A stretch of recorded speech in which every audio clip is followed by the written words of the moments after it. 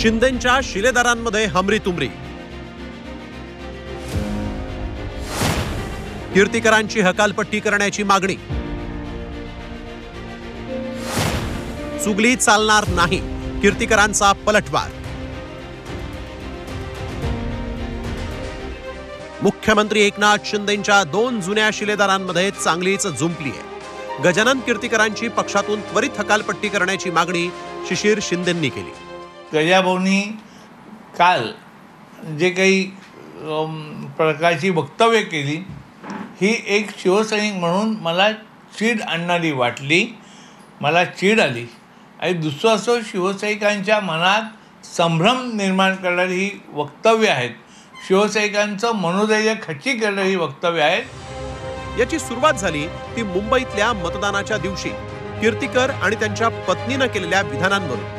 हा शिंदे आमच्याकडे कितीदा येत होता, काय होता, तुमच्यापेक्षा किती लहान आहे तो, आणि आज तुम्ही त्याला सलाम ठोकणार, आम्हाला नाही बरं वाटत आहे। ते शिंदे गटात गेले त्यांचे विचार आणि आम्हाला ते आवडलं नाही।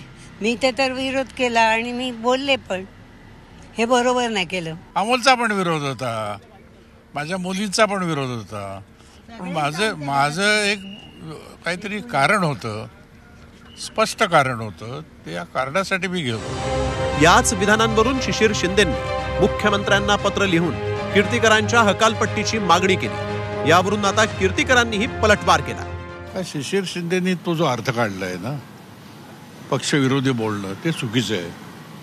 माझं त्यांचं बोलणं झालं जाहीरपणे तुमच्या चॅनलवरती। मी म्हटलं हा गैरसमज आहे, म्हटलं हे कोणीतरी मुद्दाम होऊन अशा तऱ्हेने माझं वक्तव्याला फाटा देण्याचा प्रयत्न करतो। ही निवडणूक पहिल्या प्रथम अशी आहे की जिकडे मी मुलाच्या विरोधात प्रचार करतोय, माझ्या उमेदवाराच्या बाजूने प्रचार करतोय, आणि पुन्हा हे चुगलीखोर काहीतरी सांगत बसतात, काहीतरी लिहितात, आणि त्याच्यानंतर मग ते आरोप प्रत्यारोप होतात, ह्याचा फार त्रास होतो। मी तक्रार करणार आहात एकनाथ शिंदे? आता मीटिंग झाली की सगळंच बोलणार मी जे तुमच्याशी बोलतोय ते। शिशिर शिंदे आणि गजानन कीर्तीकर दोघेही कट्टर शिवसैनिक, शिवसेनेचे जुने जाणते नेते।